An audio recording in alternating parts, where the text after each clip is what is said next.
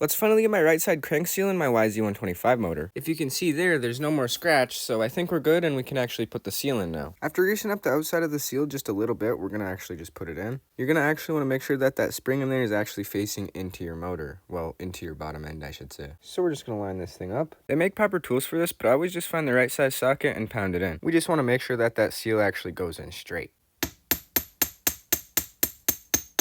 I flipped the motor on the side to make it a little bit easier, but I'm pretty sure we got the crank seal installed. It's like a little bit not flush, so I'm gonna go do my research, make sure it's supposed to be like that. And if not, we're gonna fix it, but I'll be right back. Based on my old video, it kind of looks like the seal can go in a little bit more, so I'm gonna try to tap it in just a tiny bit more. That seal just won't go in anymore, so I think the Vertex seal is just different than OEM, or whatever was in there before. This crank seal actually has like a metal ring on it, and that one doesn't, so that's kind of scary, but hopefully it lasts, I guess. I don't know why I didn't put the engine sideways yet, but this is a lot easier to work on. Let's put the seal retainer in as well as that gear and that other bushing thing. Don't worry guys, I won't be putting it in with the impact. All y'all talking about torque spec, like, just make sure it's tight.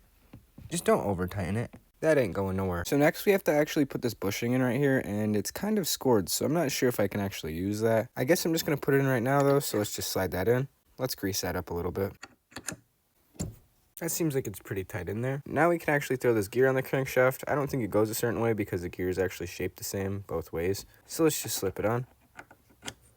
And then we actually just got to put the bolt in right here, so let's just put that in. Now I have to wait to actually get my buddy's flywheel holder so I can tighten this. I could hypothetically just hit it with the impact and it will be fine, but I actually want to tighten that hand tight so I make sure it's good. I also do not want to risk overstripping the threads on the crank. That wouldn't be good. Now we can actually do our leak down test to make sure we did all of our seals correctly, including our top end. That includes just sticking a gauge into our intake, blocking our exhaust, and pumping the whole combustion chamber with air. That way we can see if it leaks at the base gasket, head gasket, or these crank seals that we just installed. And when you have a leak on a 2-stroke, that is very crucial. You don't want this thing to leak. You want everything to be sealed up. On a 4-stroke, all that's really going to happen is it's going to have a higher idle, while on a 2-stroke, you can legit burn up your top end. So you want to be very careful, aka do it right. Now since we have our crank seals done, we can actually move on and do our clutch and maybe our kickstart gear. That kickstart was actually slipping before I took it apart, so I think we have to fix something in that. If anyone has an OEM clutch for a 2000 YZ125, go send me an email and I will buy it from you if it's the right price. While we wait on a leak down test, a new clutch, and possibly a new kickstart gear, I'm going to actually be installing the bearings on the powder coated swing arm that Tom Hansen powder coated for me, as well as finally putting these forks together. I finally came to my knowledge that I can't take the knuckles and the scrape rings off, so I'm just going to polish them and hopefully they look good.